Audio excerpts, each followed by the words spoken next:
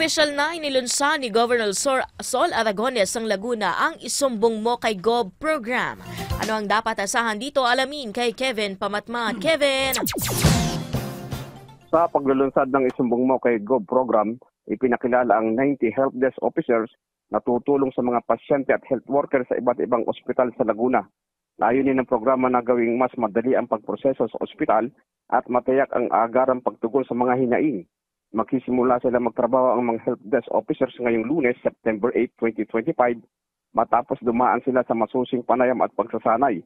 Binigyan din ni Governor Sol Aragones na higit sa lahat, ang pinakamahalagang katangian ng mga opisyal ay malasakit. Unang requirements ay ang may puso sa paglilingkod. Suportado rin ang programa ni na Dr. Odilon Unoncillo, Officer in Charge ng Provincial Health Office, Dr. Eric Tayag, Laguna Health Consultant, at pinuno ng mga direktor ng Siyam na District Hospital. Mula Laguna, Kevin Pamatmat, News Light.